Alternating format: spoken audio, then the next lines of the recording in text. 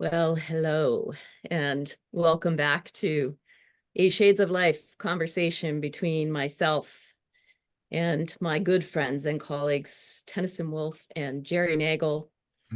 And we've just already been in a checking in process for about a half an hour. So we're in a rich, deep conversational space anyway, kind of talking all in and around what we wanted to talk about here in this space, in this recorded space that we're going to share with you. And kind of landed on the visible and the invisible as both a dichotomy and as a pattern, and as a maybe false dichotomy, because it can show up in any part of our life, but where I'm currently thinking about it is when we're in our hosting work. And when we talk about the different processes, whether it's circle practice or it's World Cafe or it's open space, there is always the structure of all of these processes. And we work with that structure and we want that structure to be sound, but it's what else we bring into that makes it really work. And I might at this point call that the invisible part of it, which could be working with our own personal energy, but also working with the energy fields that we are part of. And we'll often say, how do we make the space invitational? And making it invitational has a lot to do with how we show up and how we hold the space within the process to truly invite people, which for me has me moving into my deepest spaces of personal vulnerability and personal presence and complete attention to what's happening in that space and who the people are in the space in that moment. And I believe when we hear from people about things that they've participated in that have felt really good, where they felt they could show up, there's a lot of the invisibility ingredient that's there that you might not see with your eyes, but you feel with your heart and your body. And you kind of sense it. And when people say that was really not great, there's some of that other component that's missing. I'll stop there.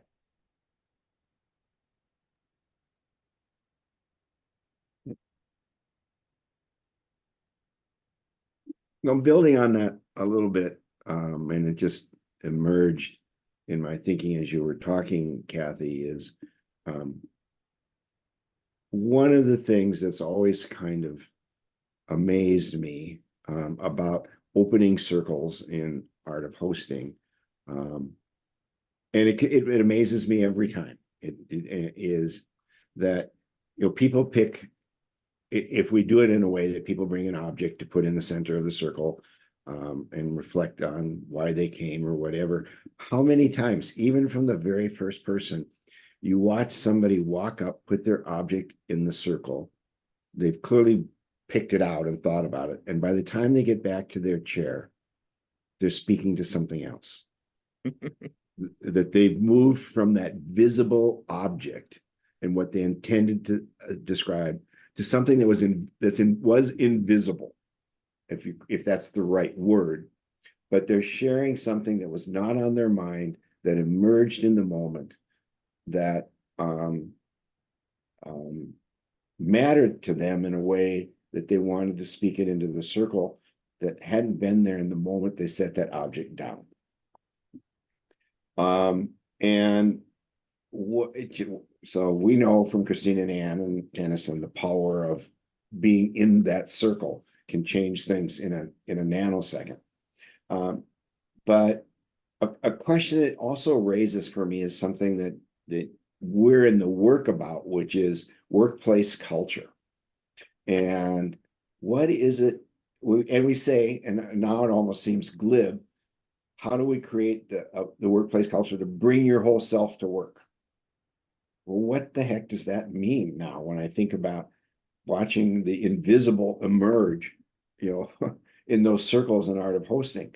What does bring your whole self to the workplace or to whatever one might be involved in really mean? And what's the invisible, I guess, in that now that I'm wondering about? It's not just bring my whole self to work with my red hair or my tattoo or my earrings or my baggy jeans or whatever the heck that might all well be. That's superficial, but bringing my whole self to work, or elements of my life wherever they might be. Because I think the other thing, just to wrap up here quickly, is the shift that seems to happen is when in those circles is you're not in a space of judgment. There's something energetic there where the circle protects from judgment. That's out. And what's that in the workplace too? So I'll stop there. I'll pick up and try to do my best. You two know that I've got a bronchial thing going, so I'm a little bit coughing oriented. That might be my bell to know when to stop. As it pertains to culture, creating culture, I'm stewing in the thoughts that stir for me also. And most of them come under some headline of, well, I wonder about this, or I wonder how these are connected. Because in creating culture, I'm tying it back to an earlier part of our conversation where I was naming from a recent phone call my own awareness of I need some mystery here and I need some non-linear here. Like I can't, in this particular context, I can't just be in the nuts and bolts details of it. So I think there's something about when we are creating relationships with one another that anticipates or expects or something like that, something around the nonlinear, around the mystery. That's part of the invisible visible, Kathy, that I think you started us off with. And I feel like there's things that live nearby. There's tangibles and intangibles. All of these are binary in naming, but many things that live. There's an implicit and an explicit. Excuse me. And the place I find myself thinking about it is I'm in some work these days where I'm designing in-house gatherings, 2 days worth of time. And it's for a group of people that aren't so aware of some of the participatory process and some of the invisible things that come with them, right? Or the intangibles or the implicits, explicits, implicits, I'm not sure. So I find myself trying to be a good translator here. And on the one hand, I do need to name the visibles. So it's things like, we're going to do small table conversations. And then we're going to do World Cafe. And then we're going to do some self-organized learning groups, open space technology, some of those kind of things. So I'm naming something for them that matches maybe the palette of the tangible or the palette of the more recognizable visible.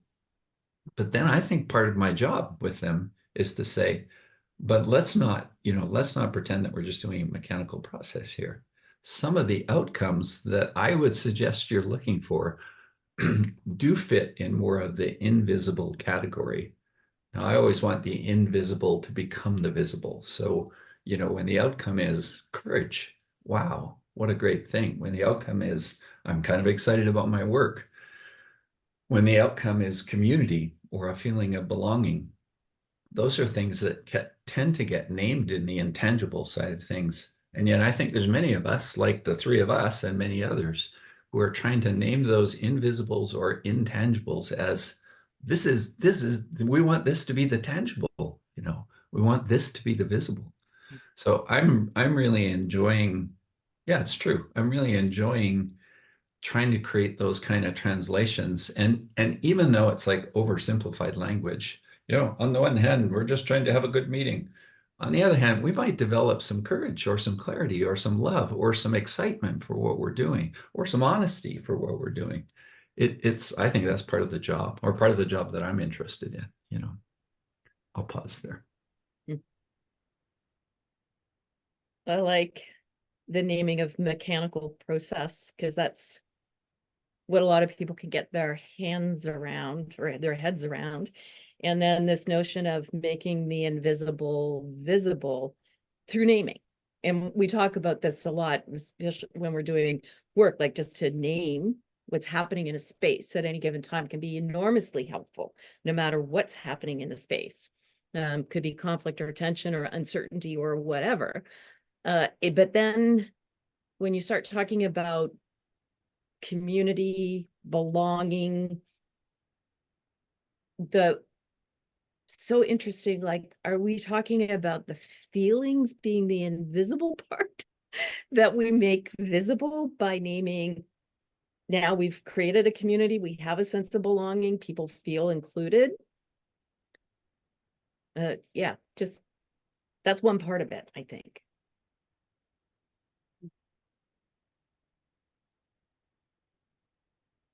Two things kind of are popping for me in the moment about this issue of making the invisible visible. One is, what's the role of fear? Huh. And related, the role of uncertainty. Yeah. And so we might not want invisible things to be visible because of fear of what might show up, whether it's judgment, whether it's our own internal knowledge that we've been not ignoring or suppressing or whatever. What other elements of fear might be there, that it's, we know the visible, we don't know the invisible, which then moves into that realm of uncertainty. I mean, we might have it, we might know it, but even organizationally, we might know it, but in a way, we don't know it till it's visible, till we can talk about it. And in talking about it, initially, we're in a space of uncertainty. We don't know how people will react. We don't know where the conversations will go. We don't know. Oh, another element of fear would be a fear of vulnerability. So we don't know if I'm vulnerable, will everybody else be or not? But how do we redefine that space? We've been playing around with this issue of uncertainty some, Tenneson, as you know. Kathy and I, we did a presentation on it recently. But how do we say, moving into that space of uncertainty, moving into that space of vulnerability, making more explicit the invisible, actually invites us into a space of innovation and creativity and moving forward, that in those unstructured ways, in those non-mechanical, mysterious ways that find a new path that that wasn't open to us before, either individually or collectively.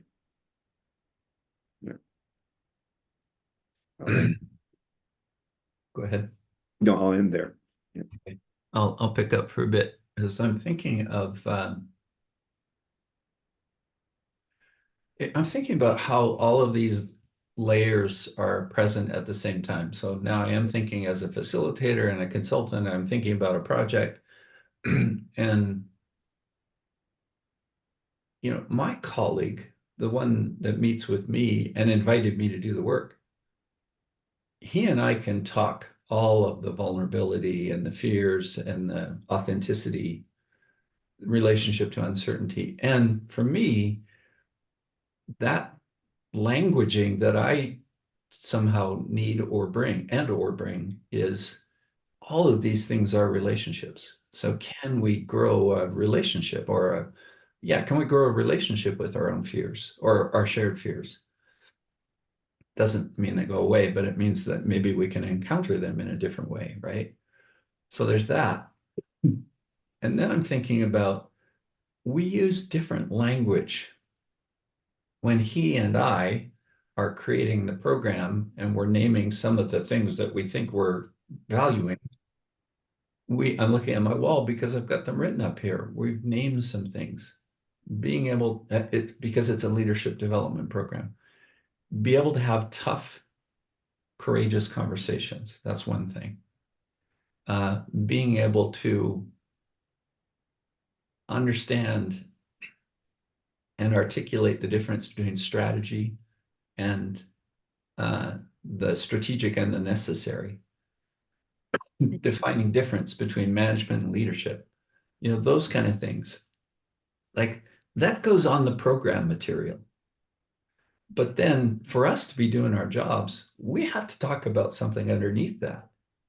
And so one layer, again, looking, he and I nuisance it, nuisance, that's funny. He and I nuance it. And we name things like listening skills and being able to ask questions and being able to identify some challenges or create helpful solutions. Again, it's still sort of palatable work organization speak. But then I know that underneath that, like this is the stuff where I feel like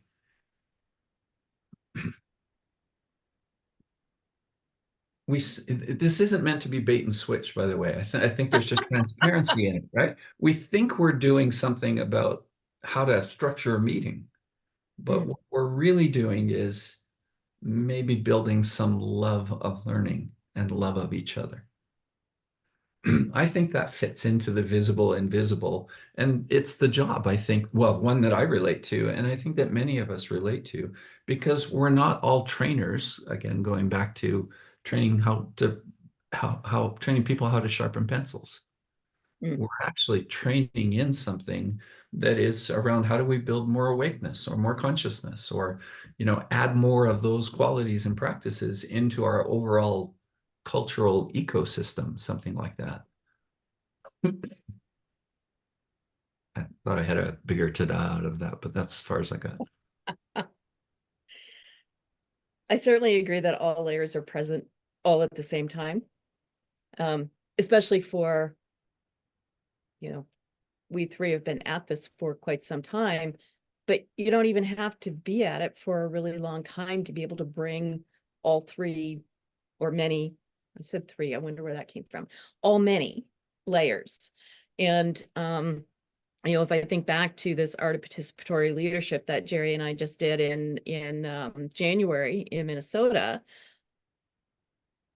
we know through our experience that you set the stage for that opening circle, and we do some invitation. And I read it's the poem about "We Are the Ones We've Been Waiting For," which seemed relevant a decade ago and seems even more relevant today, the Hopi prayer, Hopi prophecy. And we had sent that out in advance as well as an inspiration for people. And once you open that circle, especially with the invitation around the artifact, like Jerry said, people bring who they are. And partly because there's many of us who are so hungry for those spaces still. And one of the reflections back from people afterwards was how fast this sense of trust and the ability to show up with their full authentic selves was established. And then that carried through the few days. And we know anytime people show up to Art of Hosting trainings, you ask them in advance what they want, and most people will go, I want more tools for my toolkit. And then they get there and go, whoa, this is, yeah, I got that. But what else I got was so much more than what I even anticipated bringing. So you're right. It's not bait and switch. It's like, we're inviting you to all of this. And I think sometimes language is insufficient to describe the pieces that contribute to creating trust and that contribute to creating a sense of belonging, or that builds some of those relationships. But they're not. So when I think about visible and invisible, it's not as invisible as we sometimes think, because we do have language to describe it. And we've all been asked to articulate how we do what we do. And it's kind of magic, but it's not magic at all. Yeah.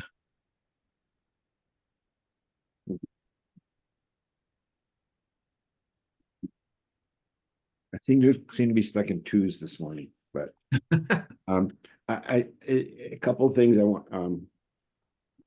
One, I want to introduce this new, but the other is getting back to a sort of conversation about linear and nonlinear that we were having just at the start, and thinking about design of programs. You're designing a leadership program. We're designing a program around organizational culture. And as we know, our brains like familiarity. And one of the things we're really familiar with is structure and learning. So the course has a name, it's got, 6 lessons or 12 lessons, and they happen on these dates, and et cetera, et cetera. And that's fine. And I think it creates kind of an element of safety for people, that there's something familiar there.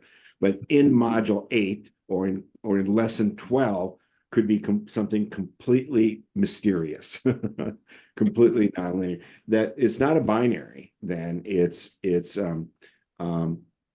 when are the right times to invite people into the right spaces to be in, to make the invisible visible, or whatever it might be.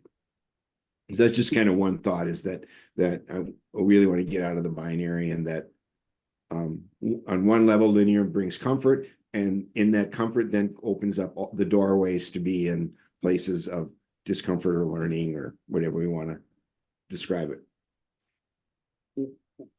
But one other thing just to introduce here, and you maybe want to address it, may not, but is it came up in a conversation with a colleague that works in a big organization, was what do we do? Well, I'm going to say that at this point in time in history, in my lifetime, I can only think of one other instance where the external invaded the internal. And so right now, and that was during the Vietnam War, that was a global external event. And no matter where you were, the workplace, the church, family, wherever it was, that invaded that came into the conversations. It moved into the internal. A lot of things that have happened haven't done that. But right now, with so many things happening in the world, whether it's the war in Ukraine, whether it's global politics, whether it's the climate change, there are so many things that are external that have become so large, they're creeping into the internal. And that's how I described the question that he had asked, which was, how do people in our organization want to have these conversations, but nobody knows how to do that. So these conversations are there, but in a way they're invisible in the moment.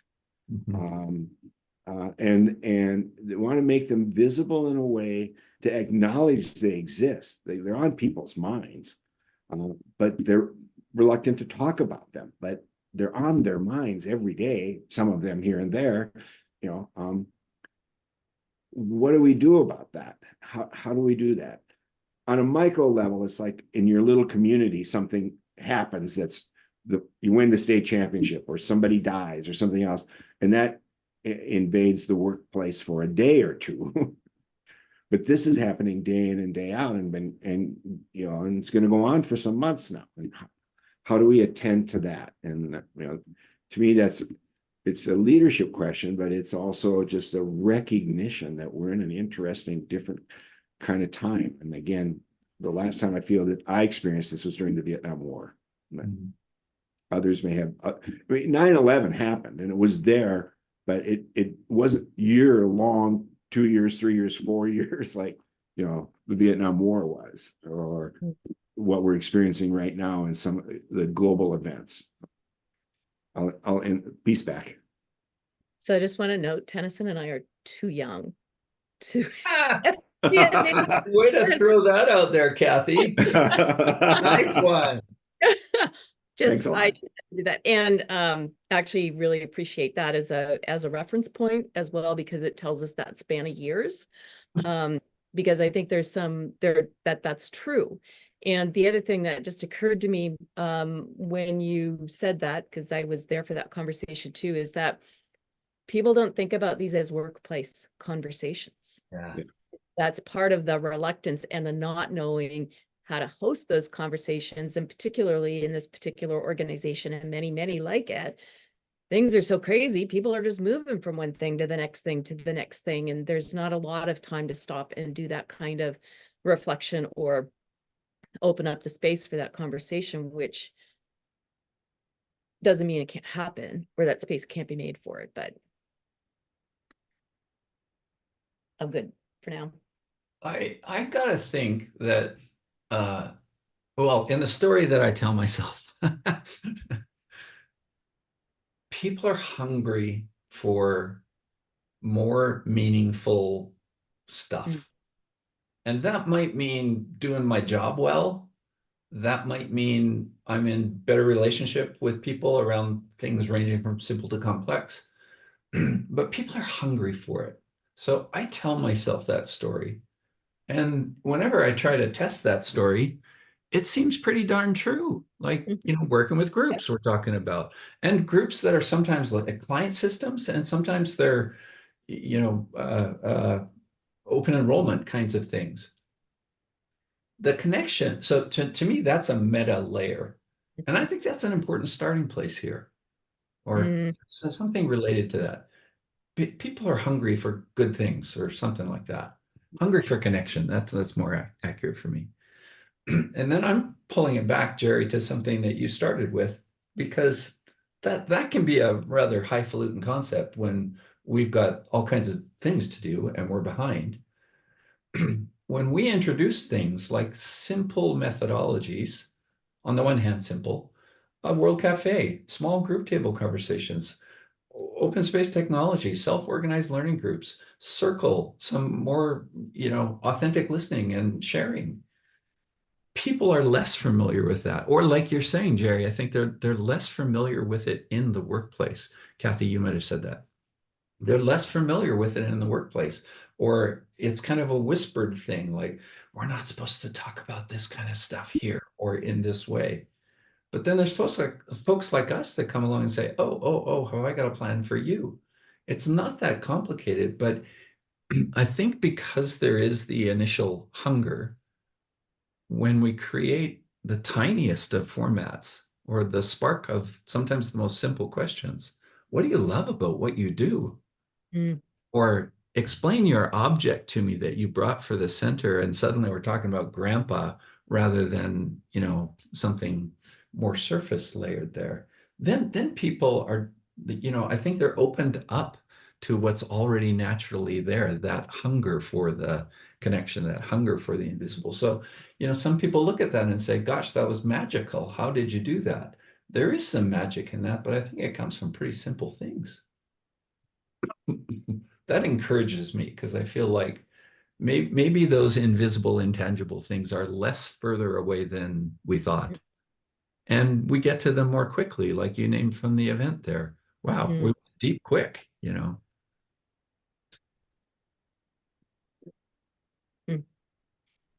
I'll often say deceptively simple, especially when we talk about World Cafe. People, it's like, yep, it's simple and it requires a lot of invitation and authenticity around it. Yeah. I just come back to the hunger piece. So this isn't so much visible, invisible as acknowledging what you're saying, Tenneson, and Kathy and I have talked about how could we address some of this in some webinars or whatever. This desire to be, sometimes we play with it, disagreeing agreeably, or why don't you change your mind or whatever. But I think that I agree that there's a very strong hunger out there amongst, I'm going to say 70% of the US population to be in some kind of conversation on issues that are affecting their daily lives. Even if it's just a light touch, it's out there. The Ukrainian war is touching people's lives. Climate change is touching people's lives. And there's a small part of the population, which is driving me crazy, which is just, they're just rude and vulgar, and they don't just disagree with you, they call you names. I mean, I think amongst a big chunk of the population, we're tired of that. We just want to get out of that space, but we don't know how, because the other voice has created a bit of a climate of fear. So maybe I'm back to my fear issue a bit, but so I disagree with you, Tenneson, and you call me a bunch of nasty names, and then I just walk away, because otherwise you're just going to call me more nasty names and won't even be a conversation anymore. But that doesn't mean I don't want to be in one.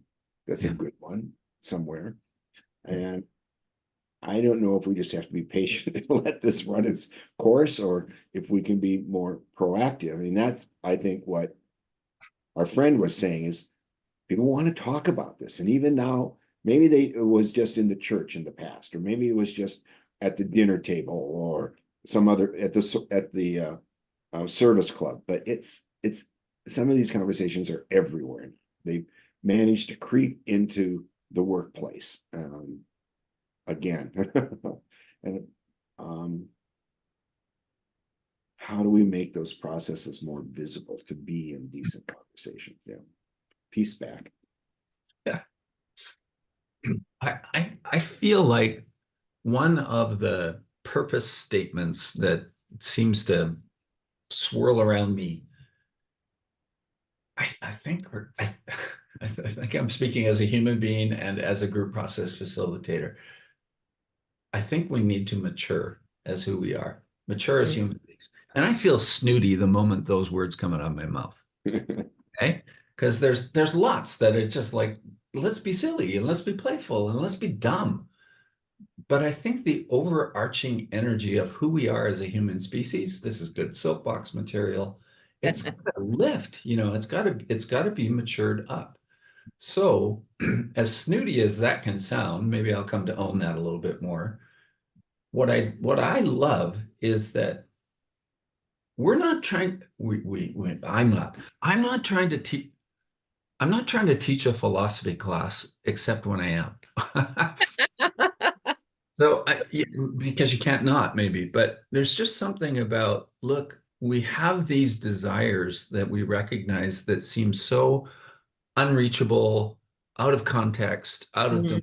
We want things like cooperation. We want things like love. We want things like excitement for learning, all of those kind of emotional qualities that we name that actually are, the fuel, I don't like my own metaphor, for doing good things with one another.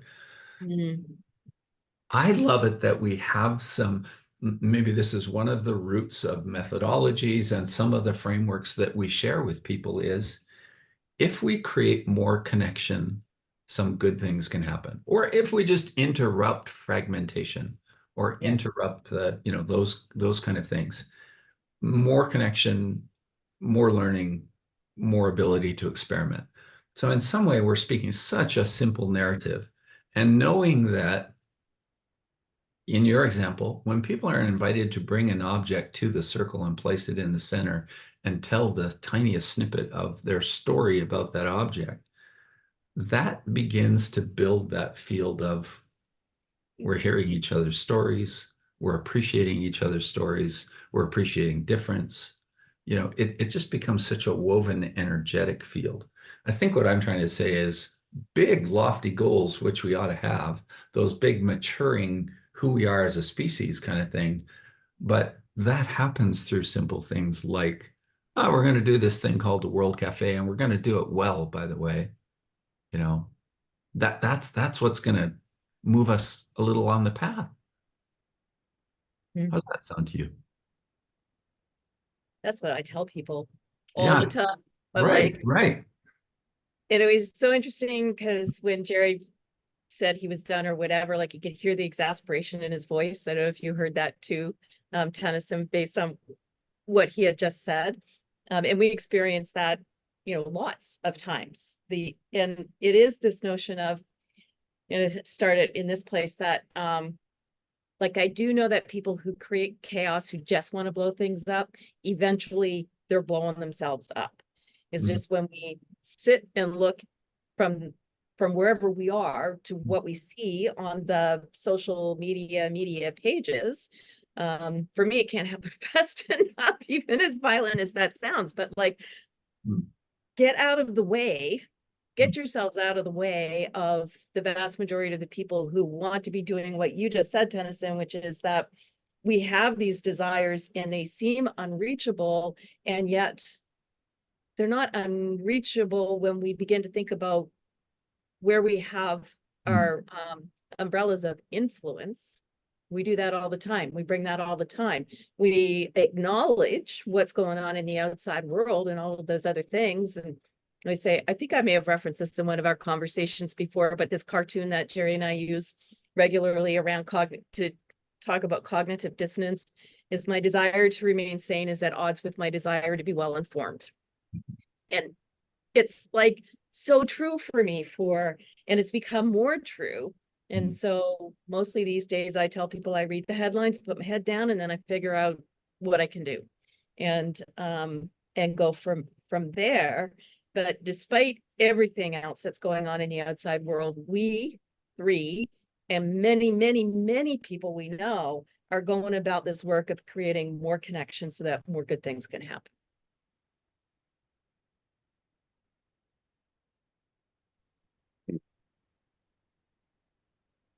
Kathy, I think you're really good at wrapping things up that way.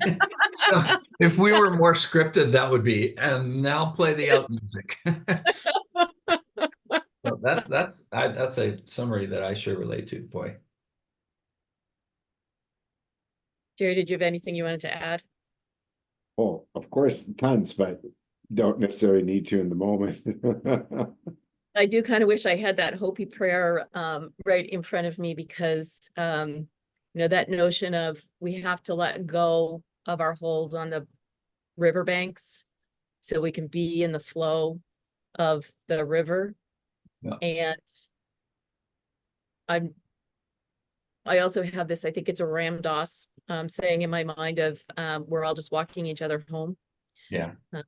And then mixing my prophecies and prayers and whatnot. And we are the ones that we've been waiting for, and we just have to keep doing what we're doing, because that's what brings hope to the world. Beautiful. Thank you for today. Yes, what a great way to come to a Friday. Yes.